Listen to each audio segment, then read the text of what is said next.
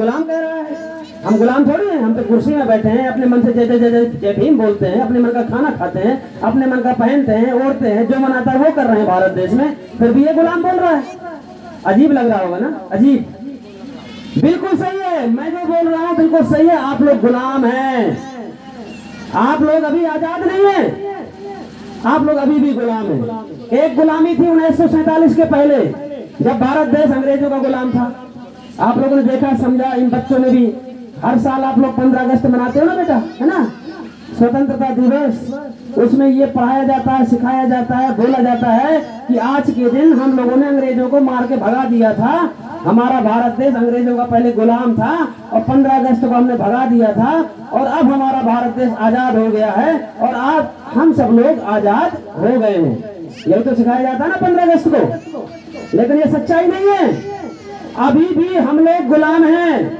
ये भारत देश के बहुजन समाज, काची, गड़रिया, तेली, तमोली, अहर, नाऊ, काची, चमार, पसोर, धोबी, कोरी, जितनी भी ये पूरी जातियां हैं, अनुसूचित जाति, बैकवर्ड, सारे लोग जितने भी हैं, ये सब हम लोग अभी गुलाम हैं। अब आप लोग कहेंगे नहीं, कैसे गुलाम है? मैं बता रहा हूँ गुलाम कैसे है। अभी एक काची का लड़का, देखिए मैं जाति का सीधे नाम लूंगा, किसी को बुरा ना लगे, बुरा लगे तो लग जाए, इसकी चिंता नहीं है। क्योंकि डॉक्टर के पास इलाज कराने जाते हैं आप लोग, तो डॉक्टर मीठी मीठी गोली देता है कि कड़वी कड़वी देता है? कैसे देता है बताओ? हाँ, तो डॉक्टर मीठी मोटी गोली तो देता नहीं है, डॉक्टर कड़वी कड़वी गोली देता है। और जब कड़वी गोली खाई जाती है तो आराम जल्दी लगता है ना।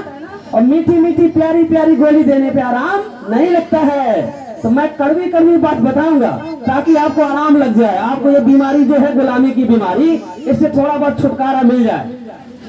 तो मैं क्या कह रहा हूँ, एक काची का बच्चा, एक चमार का बच्चा, एक गंवार का बच्चा, एक कोरी कुम्हार का बच्चा बहुत पढ़ाई कर रहा है, बहुत पढ़ाई कर रहा है। एमए कर लिया, बीए कर लिया, बीएड कर लिया, पीएचडी कर लिया, बहुत अच्छी प्रतियोगिता की तैयारी किया उसने, आईएएस पीसीएस की तैयारी किया, डीएम बनने की तैयारी कर रहा है, और डीएम बनने की परीक्षा में वो गया, बैठ गया, ठीक है, लिखित परीक्षा में अच्छे नंबर पाया।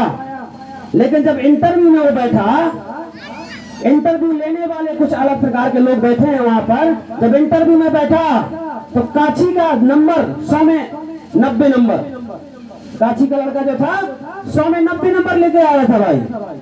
चमार का लड़का 100 में 85 लेके आया था, डुमार का लड़का 100 में 87 लेके आया था, कोरी का लड़का 100 में 88 लेके आया था।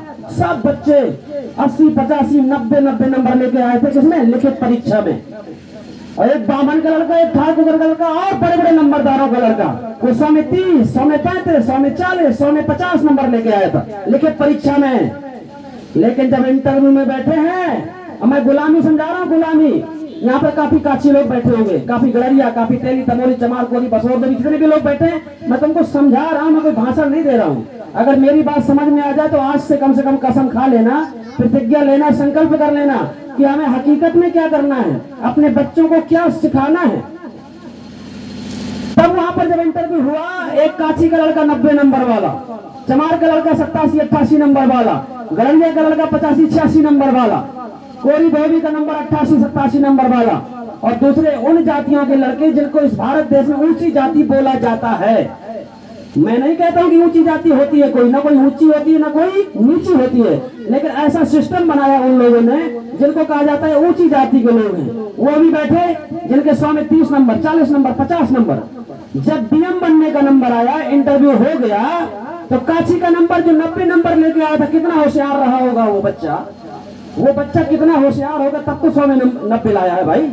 कोई मजाक थोड़ी है, 100 में 90 कोई लाना कोई मजाक है क्या?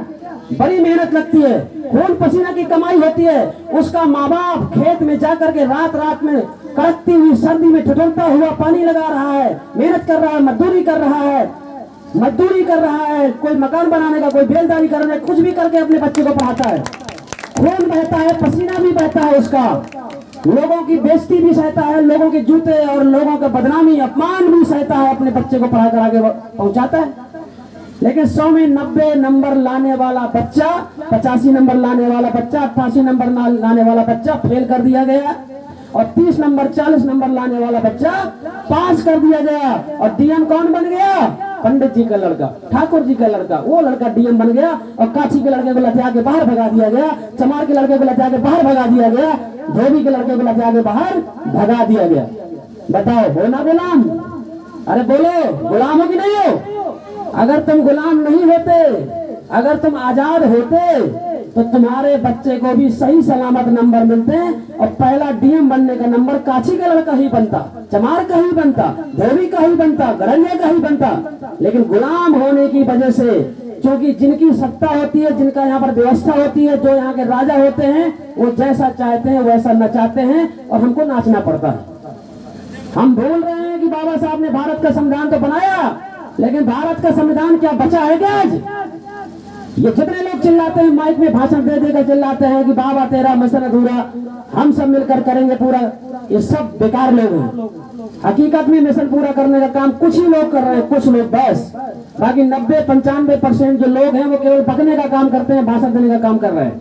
जैसे मैं आज आपके बीच में भाषण नहीं दे रहा हूँ, मैं सच बता रहा हूँ। बाबा साहब का संविधान जब लिखा गया था कुछ साल तो चला, लेकिन आज बाबा साहब का संविधान एक साइड में रखा है, किनारे में रखा है, और वो लोग इतने हावी हैं, उनकी व्यवस्था इतनी हावी है, क्योंकि संविधान में लिखा हुआ है कि काशी का नंबर बच्चा अगर ज्यादा लाता है तो काशी के बच्चे का सिलेक्शन होना चाहिए, काशी के बच्चे को डीएम बनना चाहिए, संविधान में लिखा हुआ है। लेकिन कहाँ माना संविधान उनने? नंबर ज्यादा लाने को बता दिया, कम वाले को बना दिया। इसलिए बाबा साहब का संविधान अब बचा नहीं है ज्यादा, थोड़ा बहुत अमल हो रहा है, बाकी सब खत्म हो गया है। थोड़ा बहुत बचा है तो ये कुर्सी आज अभी आपको मिली है, अभी थोड़ा बचा है तभी कुर्सी मिली है अभी आप लोगों को। बहुत जल्दी, अगर 2, 4, 10 साल, 15 साल अगर तुम सब लोगों ने मेहनत नहीं किया, ये बहुजन समाज जो है 85% समाज, जो 6000 जातियों में टुकड़ों में मार मार के काट काट के तुमको बांट दिया गया ना, अलग अलग बनाया गया ना कि ये काशी है, ये गड़रिया है, ये तेली है, ये तमौली है, ये कुम्हार है, ये लोधी है, कुर्मी है, ये बसोर है, ये कोरी है, चमार है, ऐसा कर करके सबको बांटा गया ना। अगर ये सारे टुकड़े, ये एक माँ बाप की औलाद है, सुन लीजिए मेरी बात, ये अलग अलग नहीं है। तुम लोग भूल रहे हो, तुमको ऐसा दिमाग में यहाँ पे जहर भरा गया है, काशी के दिमाग में जहर भरा है। तो काशी क्या कहता है? अरे मैं कुशवाहा, मैं मौर्य वंशी, मैं कुश, रामायण में जो कुश होता है ना, कुश, लौ कुश, मैं कुश का वंशज, मैं बड़ा हूँ भाई, है तुम्हारा, है तुम छोटे हो मुझसे, है गड़रिया चल तुम मुझसे छोटा है। ऐसा गड़रिया कहता है अरे मैं बड़ा है, कुम्हार तुम छोटे, चमार कहता है मैं बड़ा है, धोबी तुम छोटे, बसोर तुम छोटे, कोरी कहता है मैं बड़ा ये छोटा। अरे मैं बड़ा तू छोटा, मैं बड़ा तू छोटा का जहर जो उन लोगों ने तुम्हारे खोपड़ी में भर दिया है, और तुम आपस में एक माँ बाप की औलाद हो करके भी आज अलग अलग हो, यही कारण है तुम्हारी गुलामी का, यही कारण है। ये जब तक तुम लोग खत्म नहीं करोगे, जब तक एक साथ नहीं आओगे, जब तक संगठन नहीं बनाओगे, जब तक ये जाति व्यवस्था का जहर तुम लोग खत्म करके एक मूल निवासी नहीं बनोगे, तब तक तुमको ऐसे जुटाया जाएगा, पिटाया जाएगा, मारा जाएगा, काटा जाएगा, तुम्हारे बच्चों को ऐसे लतियाया जाएगा, तुम कुछ नहीं कर पाओगे, यही होता रहेगा। बताओ ऐसा चाहते हो तुम लोग? बोलो ऐसा चाहते हो कि ऐसा ही होता रहे? चाहते हो तुम लोग? अगर ऐसा ही होता रहे, ऐसा नहीं चाहते हो तो आज से कसम खाओ, आज से प्रतिज्ञा लो कि मैं काशी नहीं हूँ, मैं गड़रिया नहीं हूँ, मैं चमार नहीं हूँ, मैं तेली नहीं हूँ, मैं धोबी नहीं हूँ, मैं डमार नहीं हूँ, मैं